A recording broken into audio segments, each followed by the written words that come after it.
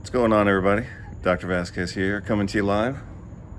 I don't even know what day it is, but I think it's April 4th.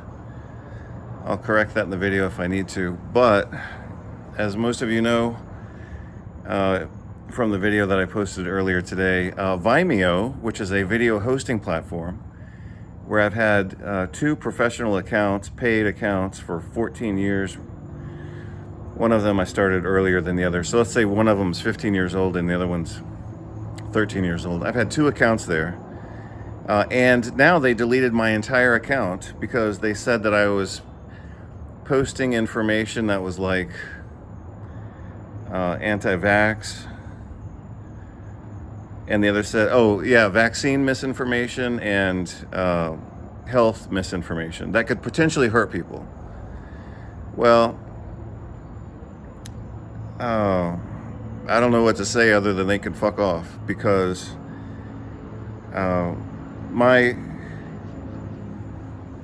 first of all, my information doesn't hurt anybody. And I had 300 videos on this. I think it was 300 videos. Some of them were just short. Some of them were like little infomercial videos that I did for conferences or whatever. But some of the videos were 5 hours long. Like in 2015, interestingly enough, because I was way ahead of the curve on this. In 2015, I did an event that was called the European. It was called the European Congress on Antiviral Nutrition, something like that. I did it. I think it was in Brussels, Belgium. But that was 10 years ago. So that was a 5-hour video, and I did save that one. I think I actually saved it twice. So when I saw that they started deleting my videos, I went and bought an external hard drive, and sorry about the background noise. I just bought an external hard drive like 2 days ago, and I started downloading videos, but that's a slow process. So I think, again, it was 300 videos. Some of them, the longest one was 5 hours. It was the one from Belgium in 2015. So I downloaded 150 of the 300 videos before they deleted my account this morning. So that means I missed 150 videos. But I also think that I have those all saved into external hard drives that are at my house. I happen to not be home right now, but when I am home, I'll try to get those external hard drives to work, because, with time, some of that electronic equipment stops working. And even though I backed up these videos multiple times on multiple different hard drives, sometimes the hard drives fail. So, I guess I have my proverbial fingers crossed that I still have access to those videos. And yeah, some of them, like I said, are, 10, 12 years old, but they still have good data. And if you haven't seen the data, then it's new to you, even though it might not be new to me. So, a lot of my stuff is very durable in terms of its ability to withstand time. I've done work, and I mean, that's the whole idea behind doing good work, is that it's durable. You don't want to, no researcher wants to publish something and have it only good for 6 months and then it's outdated or superimposed. I've published stuff like the vitamin D monograph, for example. I published that in 2004, and so here we are 21 years later, and it's still, if I may say so, one of the best and most accurate articles ever written on vitamin D, with what was available back then. Like, it was composed by me and written and published 21 years ago. So obviously we didn't have a lot of data, but based on the data that was available, I knocked it out of the park. I mean, it's been a great article for 21 years. So anyway, like I said, yeah, some of these things, some of these videos and the courses that I taught, like the graduate level nutrition courses that I taught, I think I probably saved most of those. I think I was able to save them, or I either saved them fresh, which was in the 150, or I have them hopefully on a hard drive that I can access. When I started to save these videos, I'm at a hotel, so the internet's either good or bad, or depending on the day or whatever. But I started downloading these videos in the priority of the longest videos, assuming that longest meant, more information and hopefully better developed information. So I know I saved the antiviral congress from Belgium that was done in 2015, and it was okay. It probably wasn't the best, but it's good information still. I did save, and I was glad. I had saved the videos that I did in 2014 for University of Miami Medical School. I was able to save all of those. They're all of the three. I think it was only three, as I recall. So, yeah, I saved what I could save. As soon as I started seeing that they were really kind of scrubbing my account, then of course that's when I started downloading things. But I wasn't like running to do it because I didn't think they were going to delete my entire account. But they did. And so today they deleted my entire account. What else? So yeah, I'm pissed about that. So, oh yeah. So here's the idea that I have. So they basically fucked over my account. I've been a loyal, paid customer for them. Excuse me. Not trying to be too racy there. I've been a loyal, paying customer for 15 years on 2 accounts. So that means I've been basically paying for 30 years of service. And then they fucked my account based on stuff that none of us even thought about, 15 years ago. None of us were thinking, oh, well, you can't talk about Anthony Fauci. Oh, well, you can't talk about vaccines. Oh, well, you can't talk about something that might be misinterpreted as being anti-New York Times and therefore anti-vaccine. I mean, come on. So that's the other thing that pisses me off is I started those accounts back when none of this existed, and now it's, just nonstop censorship all the way into 2025. So we're 6 years into this COVID pandemic bullshit. 6 years. Imagine. 2020, all of 2020, because it started, early in that year. 2020, 21, 22, 23, 24, 25. We're 6 years into this globalist pandemic bullshit, and the censorship isn't letting up. I said something last November, because I saved it and I just looked at it the other day. I said something on LinkedIn. I said, your government will waste billions of dollars on worthless drugs, but they won't tell you about vitamin D. I think that's all I said. And that got censored on LinkedIn. Well, I mean, come on. LinkedIn is supposed to be a professional platform for professional workers, mostly board office slaves, but it's a platform for adults. And I can't. You're telling me that I can't say that as an adult, talking to other adults, that your government wastes billions of dollars on worthless drugs but won't tell you about vitamin D? I can't say that in the United States. I'm an American citizen on a platform that's American, and you're telling me I can't say that? So anyway, I was talking to a friend of mine. Well, we were messaging a little bit, and he was being kind of bitchy. And I said, it's just censorship from Biden, and, Trump can pretend to be anti-censorship, but he's the one who started the warp speed, vaccine bullshit. And here we are under Trump again, and the censorship continues. So, people having the idea that Trump is going to somehow be their savior is obviously not working out too well, is it?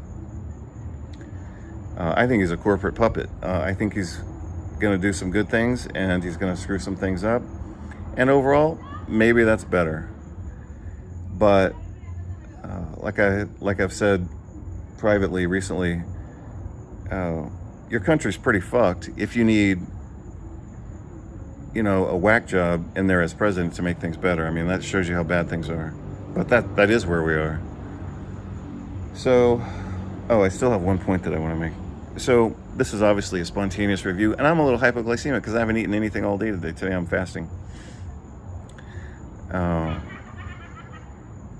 So with that context that I haven't eaten all day and my body is trying to adapt, I wanted to complain about Vimeo deleting my account. It's kind of stupid to make it even. I mean, I just think it's a complete insult, and it is an insult, but nothing I can do about it.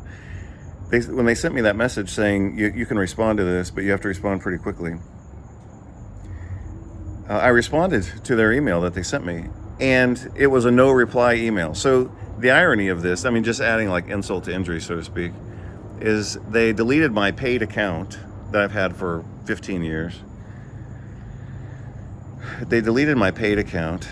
They censored my information, which I don't think they have a right to do that. Oh. I mean, I'm sure that they run a bunch of pedophilic stuff and rape and bondage and torture and, it's an art. It was supposed to be kind of a creative website for people who do creative videos. So I'm sure they have people, like defecating in public and all that kind of stuff. Oh, but that's okay. And pedophilia is okay. But I can't talk about health and nutrition. I've got 3 doctorate degrees from, 3 American schools. So obviously my intention was to complain about that, and I will say that I've done a sufficient job of that. I was also going to emphasize the fact that the censorship bullshit is not over just because Trump's in office. He's the one who started the warp speed bullshit, and that's what got us here, and we're still here. It's been going on for 6 years now. And for the very few of you, hopefully somebody out there, but for the very few of you, oops, sorry, I just got hit by a bug. For the very few of you who have read Iron John, you know that Iron John in the mythology, the storytelling of Robert Bly, he was kind of the wild man. And so the wild man in Northern European storytelling and mythology is basically the same as Dionysius in Greek mythology.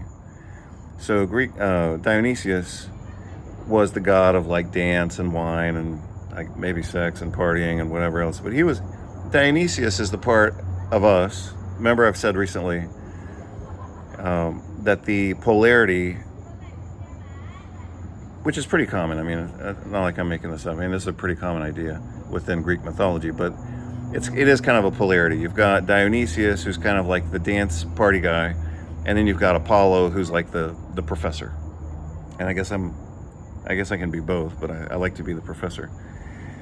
So Wild John, again, is kind of a Northern European version, a light version, because he wasn't a god, of the Southern European Greek Dionysius. But the wild man and Dionysius are both the guys who just say fuck it when appropriate, or whenever they want to, I guess. I mean, they probably don't think about it too much. But that's kind of the stage I'm in right now, and that's why I'm about to go have dinner and probably have a glass of wine with it, because this dumbass video platform, Vimeo, deleted 15 years of my work. Actually more than that, but 15 years. 15 years of my work, twice, on 2 different accounts, just because of their censorship bullshit. And so what else can I do other than say fuck it? Go have a glass of wine and start over tomorrow. What I started to say, and I don't know if I was really clear on this, so let me just be more clear, because I was getting kind of pissed off and hypoglycemic at the same time. But they sent me that email today saying, we've canceled your entire account, we've deleted everything you've done for the last 15 years. And then they said at the end of that, you can see it because I put it on the website, they said, if you want to reply or contest this, you have to reply immediately. So I replied immediately, and then it turns out that they're not even receiving replies on that email. The email bounced back to me, and because it was a no reply email, even though they didn't say that, or they didn't say, contact customer service or something like that. They said reply immediately, so I replied immediately, and the fucking thing didn't work. So that pisses me off. But I just think that it's not simply an insult to me as an adult or to me as a researcher and healthcare provider and all this kind of stuff. but also, you know, just being decent to their own clients and customers. I mean, if I'm a paying customer, for goodness sake, they could at least, you know, say, hey, we're going to delete your account in 3 days. You have to download everything, or here's a link to download everything. I mean, that would be at least decent. But they're not simply trying to delete my account from their site. What they're trying to do is silence me as completely as possible, because they're not even allowing me the time or the courtesy to get my info. So anyway, like I said, I've got it backed up on hard drives. The question is, do those hard drives still work? Because sometimes they just eventually break down. You know, like for example, I used to have these big, thick external hard drives, and I saved thousands and thousands and thousands of articles on those, but eventually they failed. And, you know, I had all of my medical school lectures on those hard drives, and then eventually they just quit working. So it does happen through no fault of my own. I mean, I had 3 big, thick hard drives, external hard drives, and they were all made by Western Electric or something like that. I don't know, but they all collapsed and they just quit working. So sorry about my shirt. It's not bad, but it just goes over to the side a bit. Anyway, that's not much time. So anyway, yeah, I'm at the fuck it stage of the day, and we're about to go have dinner. And with that dinner, well, it'll be a light dinner because like I said, I'm fasting, so I'm not supposed to do the wine thing, but I probably will anyway. So Nietzsche, of course, was a big fan of Dionysius, and Nietzsche was also obviously very Apolloan at the same time, because he's very organized and very intellectual, but he also appreciated the need every once in a while to just say fuck it. So even though I'm fasting and probably shouldn't have a glass of wine, I probably will. I did have some NaC to protect my liver. So anyway, that's where I am right now. And those are the major points.